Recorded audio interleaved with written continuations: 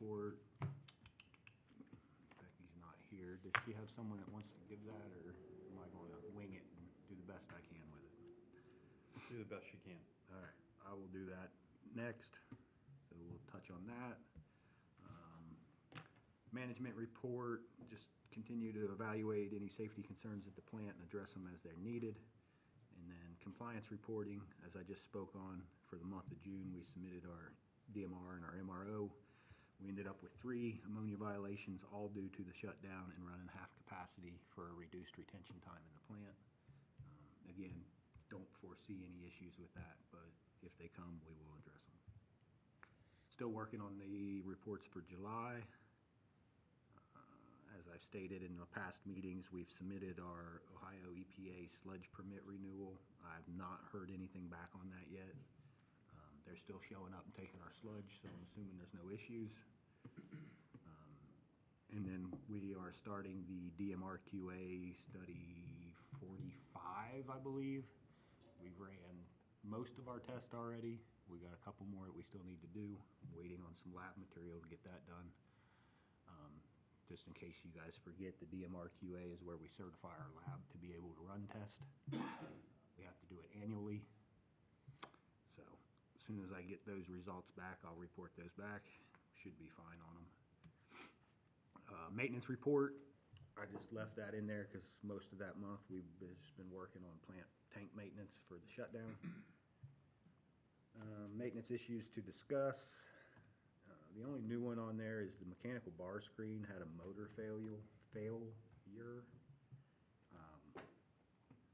We was working to replace that, and since I've typed this out, we was able to replace the motor, and when we started the motor up, a whole new gremlin surfaced. So we're currently working through that as well. You guys might notice through vouchers and whatnot that we are increased in our overtime right now. We got staff coming in at least once a night, sometimes 2 times a night, depending on the weather, to clean the bar screen and make sure that everything flows through the plant like it should be, so that we don't have any overflows and it don't end up on the roadway, which then results in a spill and a bunch of paperwork that we don't need to deal with. So just kind of how we're handling that. Reached out to the rep, hoping to get somebody to contact us back and give us an idea of like what could be causing what's going on. So hopefully we'll have that fixed real soon. So the other one on here was just, we talked about the flow meters in the last meeting. We approved to go ahead and move forward on replacing those. I placed that order. I'm expecting those to show up toward the end of this month and be officially installed at the beginning of September. So keep you all up to date on that as well. And training report, I have none at this time. So I'll entertain any questions on the O&M report as presented. Hearing no questions, I'll entertain a motion to approve the O&M report for the month.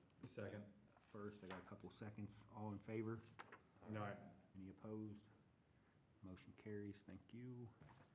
Next on the agenda is going to be the district financial report. Looks like we were 85,000 good on the revenue side.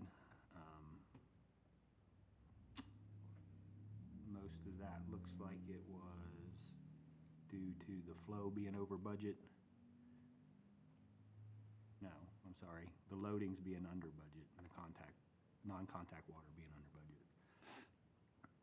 Employee related expenses, we were at 14,174. That's below budget, mostly due to the HRA usage. That should balance out as the year goes on, as people start using it. Equipment maintenance expenses, we were $2,426 over budget. Professional fees, we were $32,963 under budget. That's mainly due to just not the usage of any other services to date. Fixed cost, $26,620 under budget, and that's because we purchased the UV maintenance items yet. And variable costs, we were about 15 under budget. That includes the treatment, chemicals, maintenance, some maintenance costs, utilities, and our chemical hauling. Oh, my chair just sunk. So total year-to-date variance is 171,280 to the good. So, is there any questions on the financial report? I know I didn't do a good job like she normally does, but hearing no questions on the financial report, I will approve a motion, or I will entertain a motion to approve the financial report. First, got a second. All in favor? Aye. Any opposed? Motion carries. Thank you. Next up, we're going to pay some bills. We're going to pay the normal monthly bills first. I will entertain a motion to pay the monthly expenses as presented. So moved. Second. Got a first, got a second. All in favor? Aye. Any opposed? Motion carries. I'll pass these around. Somebody set me up. Please while we pass them around. Sign where to sign, he always Front asks. page. Give that just a second to go around, and then I'll go to the next item.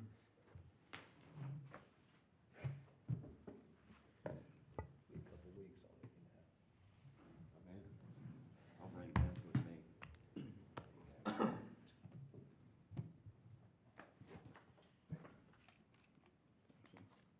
I'll bring Vince. I'll walk them down.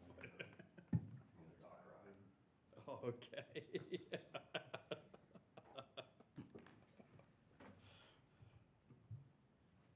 Keep thinking what could go wrong. All of it. Nothing will go wrong. I'll put it. Yep. Okay. Yes,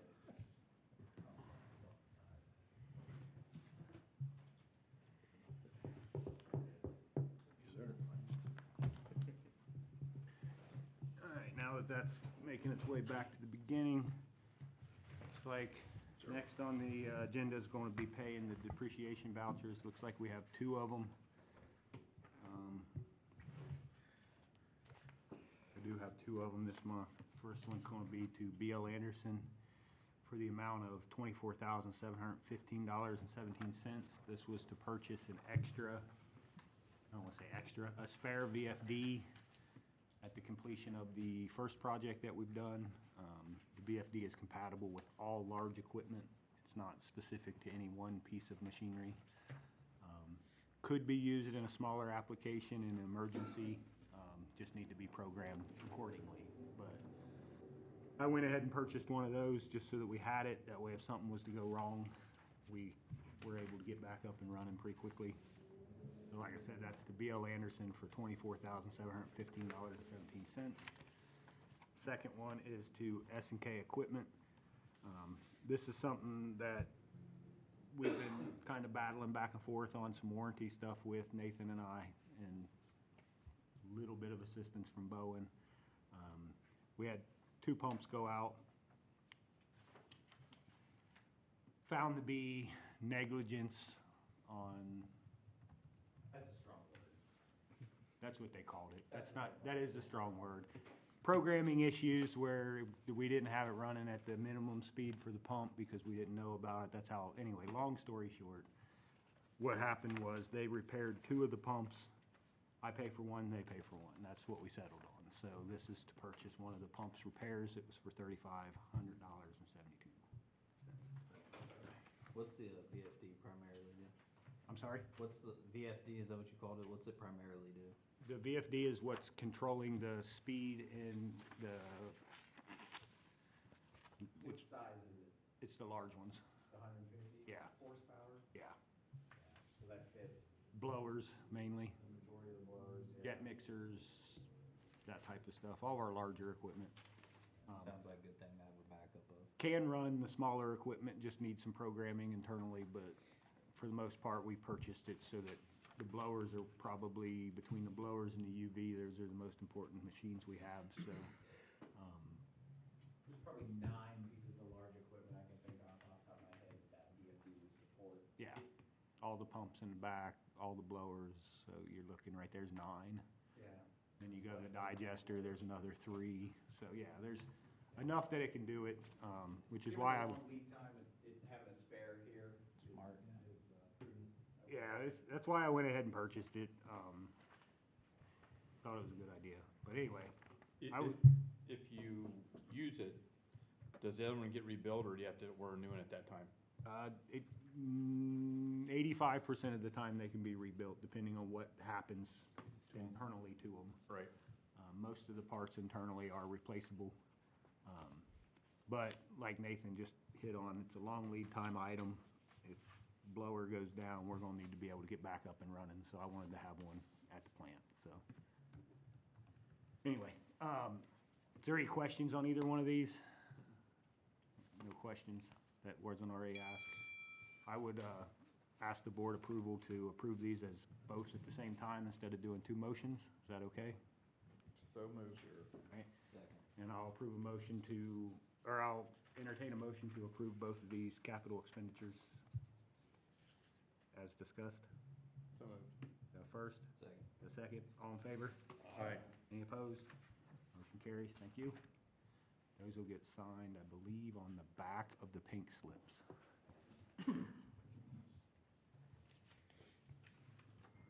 While those are going around, I'll go ahead and touch on this. This one may end up with a couple questions, and I'll field them. This one is a project voucher for wastewater treatment plant improvement project B. This will be for MS Consultants for the amount of $10,000. This will be the last payment that we have to MS Consultants, and this does cover, I misspoke in the last meeting, so I will apologize for that. Billings crossed, I did not know that. This will cover the bid process of what we just did and approved at the last meeting. So this will bring us whole with MS Consultants. It's for $10,000. Is there any discussion needed on this bill? Hearing none, I'll entertain a motion to approve the last project voucher for MS Consultants for the amount of $10,000. So moved. Got a first? Got a second? All in favor? Aye. Any opposed? Motion carries, thank you. I'll let all that kind of settle for a minute, and then we'll move on to the next. It's gonna be you. Thank you, sir. Yes, sir.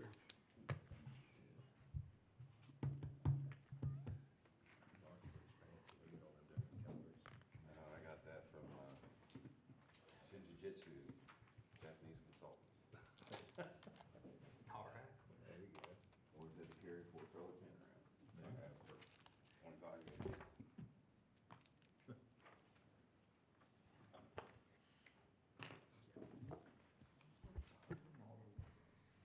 These all will change the tire rotation on the new Chevy.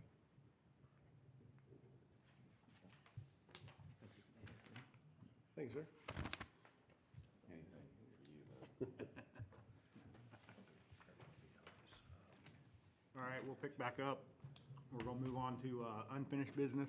Thank you, sir. First on the list is gonna be the 2025 wastewater treatment plant improvements, Project B, engineering and construction. I'll give that over to Nathan right now. So at the last, yeah, I mean, there's not much to report on this month. With last month, you authorized the award of the project to Michelin Start Construction. It's in the packet, the award. I gave it to all of them. Notice of award, thank Yep. you. And that was sent off to them, so they're gathering up paperwork, insurance, bonds, et cetera, on their end, to send to us when they're ready. Is there any discussion needed on a pre-construction meeting or anything like that being worked on or anything? We are working on the pre-construction meeting, correct? It's something Chris and I typically handle. Not saying none of the board members can't be there, but if you would like to attend, just let me know and we'll get the meeting invite to you. Let's take care of it. I don't care. Yeah, get those guys moving. I know they're eager to get their painting contractor mobilized to start that clarifier work. Okay. Is there anything else? else you got on that update? I don't think so. We'll have more next month. Is there any questions for Nathan on the update that he presented? Nope. All right, then we'll move on to the next item, which is task order agreement. This will be, This would be. go ahead, Andy. So, I think we need, so, if you recall, what we had with MS were contracts for the project as well as an on-call agreement. The on-call agreement we hadn't used. So, what you have on your agenda under new business is an on-call agreement with Nathan's new company.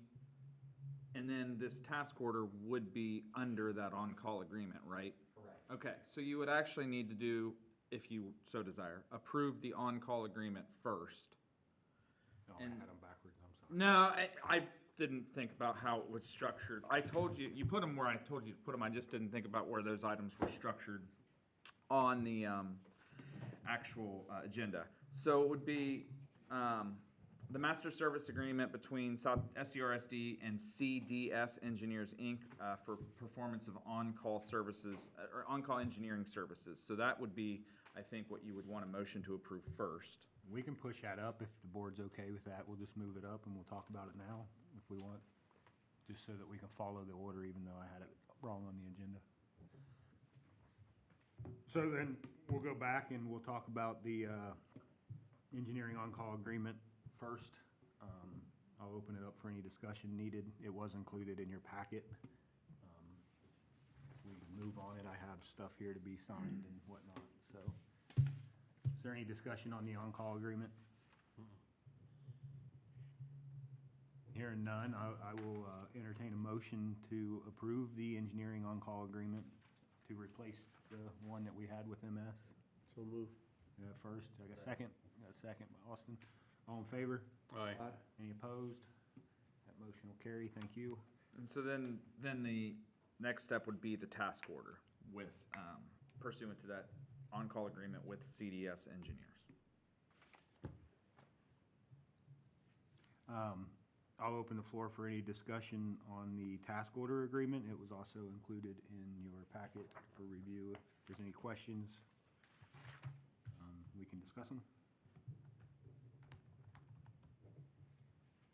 Hearing no questions, I'll entertain a motion to approve the task order agreement as well. So moved. So move. I got a first, I got a second. Second. Got a second. All in favor? Aye. Any opposed? That motion carries as well. Thank you.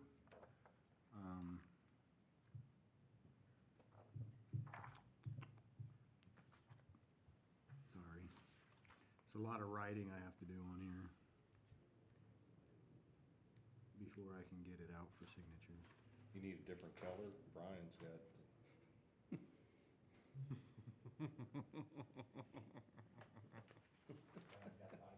He's got a five-color pen over there. Laura's got 5. We just got one. We can't afford four colors on our pens. You two are sharing one, right? I see him putting coasters in your pockets. I know. Yeah. I mean, he's sharp. So, both of these agreements will be, they need one signature, I'm assuming board president, and they need to be attested to by another board member. So whoever would like to do that, I will give him the pat because he's the president. Whoever wants to attest to it, feel free to sign it, please. Right there. For you. What does it say you get a 15% raise? Proxy's gonna attest. Oh, okay. The date or anything or good? Your name and then title. You're not only a proxy, you're an important proxy. Otherwise, we would never leave. Right. We'd be stuck here all day, wouldn't we? Board president.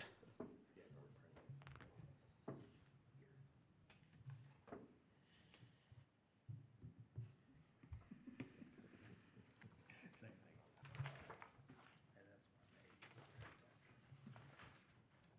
Who would like to attest to this signing? Vince looks like he wants to. Sure. Yeah, he had a nice smile. Mayor for that. Yeah. Right. Figured it'd be mayor's. Mayor business.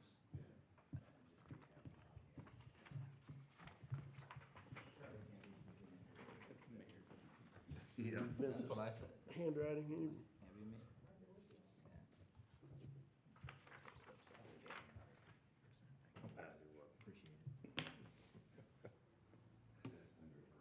Oh, look, he jumped out of his chair to sign that. He couldn't sign papers in your chair. I had a choice. It never ends.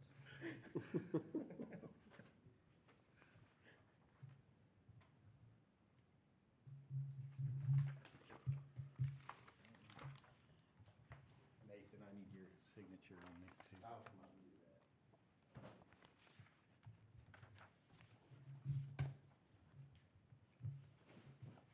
How many colors you got on You that? do it then? whenever you want. Just one. Join the We club. run lean. Yes, engineers. Here. Just start now, you gotta watch it. Yeah, oh yeah. This is the only one we have with this color. Yeah. Oh, I hadn't seen that. Right. Oh, that's good. I do have some. All right, while that's getting its last signature on it, we'll move on so that we're not just sitting here twiddling our thumbs. Next item on unfinished business is the meter replacement update. I gave that during the O&M. They've been purchased, they've been ordered. The last meeting, we talked a little bit about cost and trying to get the tariff rate down and all that. The tariff was based on the total price, so it didn't really do much, so we ended up getting them for what we was getting them for. Yeah, it's the world we live in. Where are they coming from anyway? China? Bangladesh. Bangladesh? I really don't know. I made that up. Oh, I just wonder if the tariff is actually took effect and where they're. Pretty confident. What brand are they? Flexum. I think those are Germany. They're German. I think they're German. German? Yeah, I believe so. Indonesia. You forget we're on camera. It's new to me. So anyway, meter replacement, I got those on order. I'll keep you all up to date. And next on the agenda under unfinished business is roof and soffit replacement update. Don't really have an update on that yet. Was kind of waiting for today's meeting to get Nathan back on board officially so that he can help put together a bid packet for the roofs and the gutters. Still think and still plan on being able to use the 97 drawings. For the most part, should just be putting together the correct language for the bid packet. Should be relatively easy to do. As soon as we can get that together, we'll get it posted out and start accepting bids on that. Because in the last meeting, we approved to move forward on that project, try to get everything done all in one fell swoop here. So we'll keep trugging on that, and I'll keep you up to date. So that finishes the unfinished business, and we'll move on to new business. First on the agenda under new business is we have a employee position that has opened up. I had an employee who quit on me last week, and that's about as far as I'll go into that discussion. So what I did is I posted the job internally on that day. That bid will come down today. As of me leaving this morning to come here, I had one signature from internal onto it. If you guys remember back several meetings ago, you guys gave me the authority to look at this work schedules and adjust them accordingly. This job was posted to work from 1 p.m. to 9 p.m. So that will be the new second shift time frame, 1 to 9. The plant will be unattended after 9 p.m. The SCADA system will be doing its job on call after that. The employee who signed the job bid was very concerned with that being in writing. I told him that the job posting is all the writing that he needs to say that this is what he signed up to do. So as long as his name stays on till 3 p.m. today, I would be wanting to award that position to him. which would then open up a position on day shift here at the plant. And I have a few ideas on that I would like to discuss today, if this is the proper place to do so. Andy, is this the proper place to discuss that type of stuff? Mm-hmm. Okay. So if I award that position to him, that opens up a job on day shift. He's currently an operator, but he's also the operator who kind of does all the work, like the grunt work. The beginning of this contract, we did away with a bunch of job titles. We simplified the contract to make it operators or maintenance are the only two positions we have. Fast forward 5 years, and I didn't like that decision now. Strictly because we've had 3 employees now cycle through there, and it makes it very hard to find an operator that can do the job. So what I would like to do is in our current contract, and obviously this will need discussion with the union before we can do anything, but I need board support on it if you guys agree to it. In the current contract, it states that we have a position titled regular operator, and only thing underneath that is the hire on. After 90 days, you move to a different operator classification. So the regular hire on, I would like to, this is my thoughts, I would like to take that and change that to like operations apprentice. And then that position gets hired out as an operator apprentice, so he's gonna learn how to operate the plant and do all the grunt work, like kind of like a laborer, but you're learning to operate at the same time. And then that would just make it easier to fill these operational voids as people leave, retire, quit, whatever happens. Because then you got a guy who you've had in there for hopefully a couple years that's been training on operations, and you can turn them loose by themselves right away. So that's kind of my thought process. The only thing in that spot that I would work and change is the actual title of that spot in the contract. The pay or anything like that, it would all just stay the same. And then if we was to move that route, I would like to put into the job description that the operator apprentice will be required to fill the next open operations position.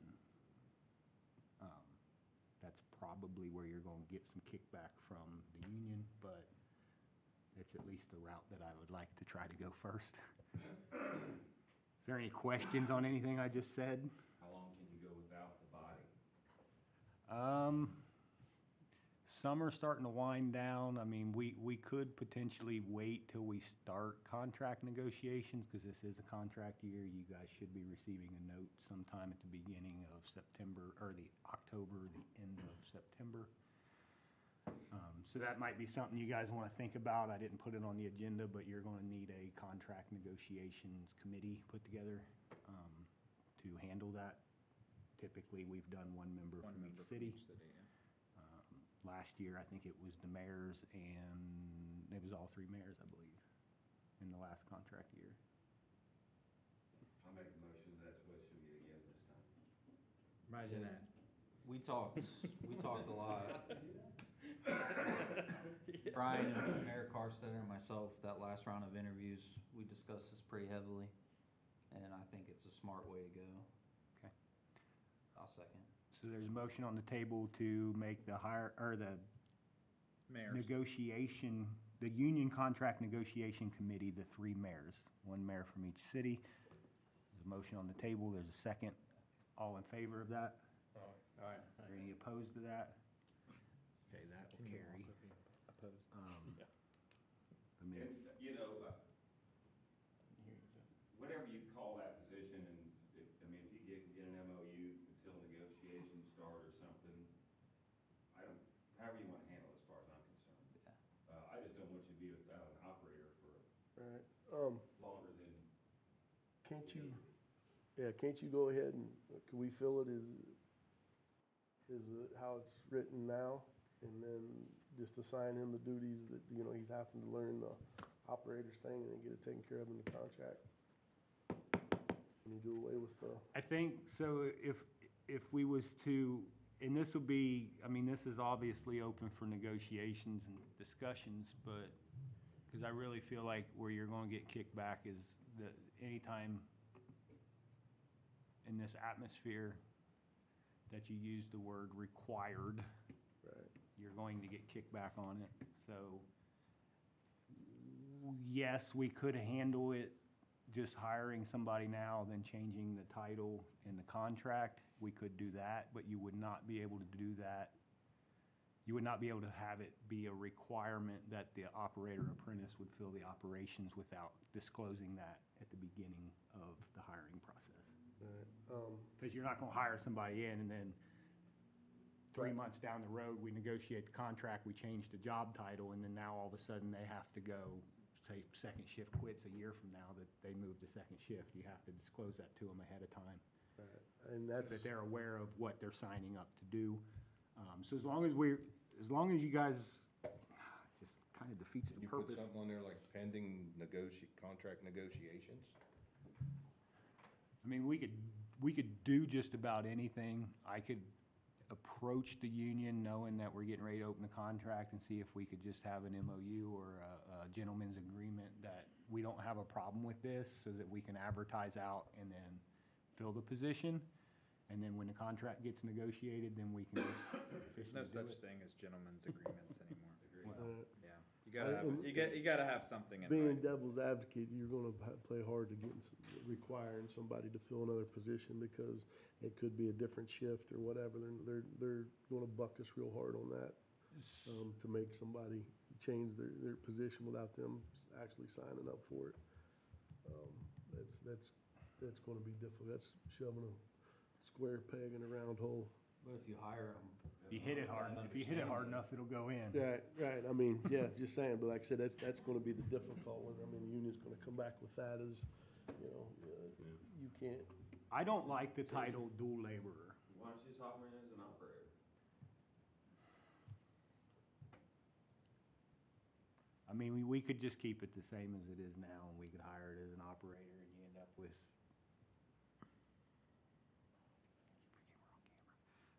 Yeah, I mean, we could do that. We could leave it the way it is now. I mean, that's entirely up to you all. I just was trying to think of a way, because we've cycled through 3-4 different employees in the last year and a half, and we're always trying to fill a spot that no one's going to apply for. And there's a couple reasons we don't get people to apply. Is one of the main reasons, and we've been turned down by a couple employees, is that we don't offer insurance till after your 90th day.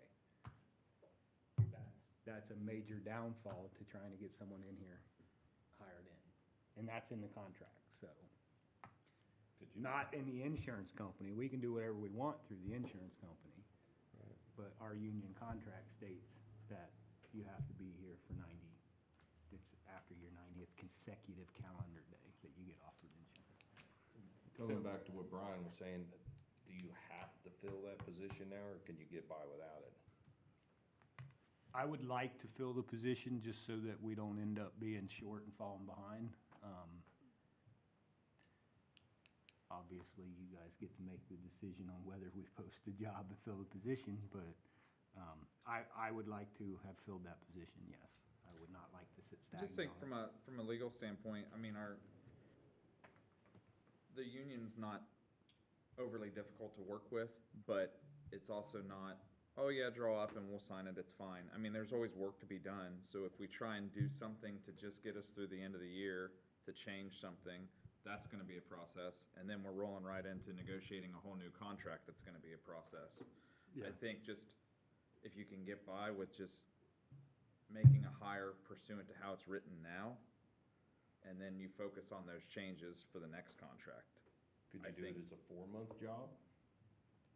You probably wouldn't have as much interest, because then there's no guarantee that it extends past that.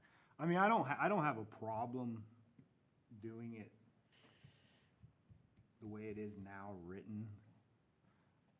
I was just trying to think like more long-term on how it used to be. I made the change to get rid of job titles, because I got sick of hearing it's not my job.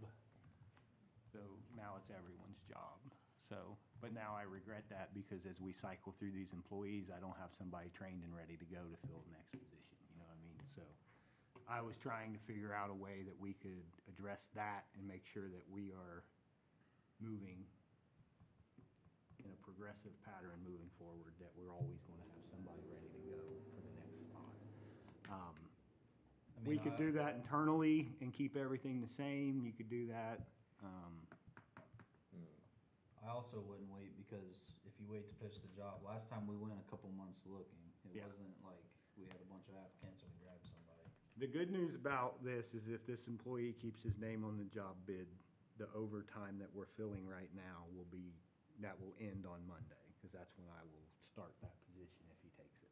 So we wouldn't be out overtime or inconveniencing anybody, we just would be down one guy on day shift, which would make it a little bit harder to keep up with everything. So, but yeah, like I said, I was trying to think of a way that we could move forward in a progressive fashion. There's no problem with the way we do things now, other than, How about you just hire the guy now and then we'll figure it out in the contract negotiations or something, if the job title may change down the road. I mean, that's something that we could potentially discuss with an applicant in the interview process. So, yeah, that should be fine. We should be able to hire the position out and then figure it out from there. So, Chris, are you saying that because of the contract, we still have to defer insurance for 90 days? We do, because it's in the union contract. And that's something that, in our next we already approved that. That's something that I think the mayor should discuss in the contract. Well, so last time it took a couple months to get somebody and we lost a couple because of that. Yes, we did. So if this time we get some applicants and that's a sticking point, can we approach the union to go with an MOU to go ahead and give them their insurance prior to 90 days and then? I don't If see why it's- we couldn't do that, no. If that's I mean, something we're thinking about doing. I If you mean, got a candidate that's like a good fit and then that's the holdup, I don't see why we couldn't do that. I mean, obviously, you guys as a board of directors would have to decide if that's a change that you'd like to see in the union contract. I don't know how the other cities handle that as far as when you're eligible for healthcare. Day one in Aurora, I don't know what Lawrenceburg Day is. one, Lawrenceburg. Day one, we're the only one. I think ours 30. Was it day one? Yeah, so you guys are all day one, we're 90 days later, so. I think it's something that you should address. It's gonna open up your candidate pool quite a bit, especially with the new requirements in the healthcare, but If I'm not wrong, we lost 2 good candidates because of that. we did last time, yes. Could we negotiate that with the union right now, saying, hey, we're offered day one insurance if we can change this job title? You I would could. save it, Cause you're gonna have to negotiate an entire contract, I don't know that that's something you'd wanna give up just to make a 4-month change.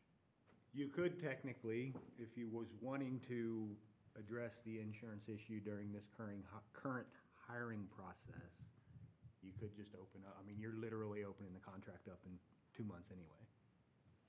So, you could literally just open the contract up and just say, all right, we're ready to negotiate because we need these changes made, or this change made.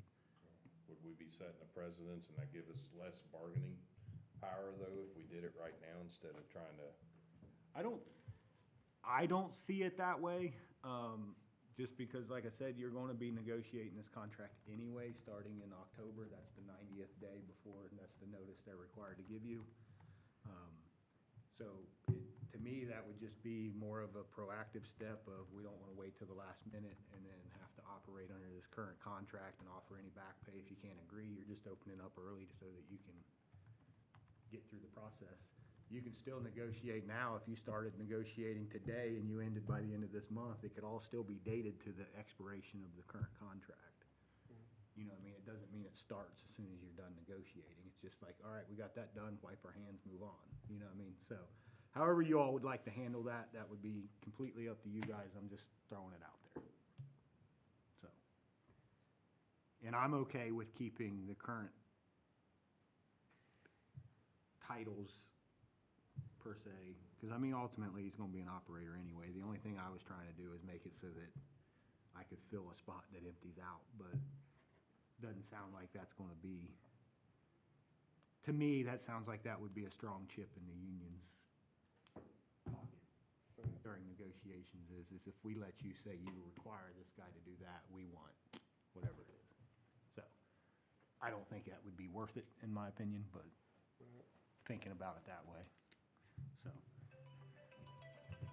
So, anyway, I guess I would entertain a motion from somebody to hire the position as it currently sits in the union contract as an operator of hire, operator hire, I think is what it's titled. Before we do that, should the mayors get together and see if we wanna jump earlier on the insurance, or are we not thinking that's good, given the contract coming up? What's your thoughts, Andy? I think that's a very, very great carrot to take into union negotiations. So maybe we see if we can just get someone as is and play it out. Yeah. If you hire somebody now, their 90th day would follow the expiration of this contract, so it would not benefit whoever you hire currently. It would benefit whoever's hired. I'd say just let him go ahead and hire somebody right now and just as is, the way it is.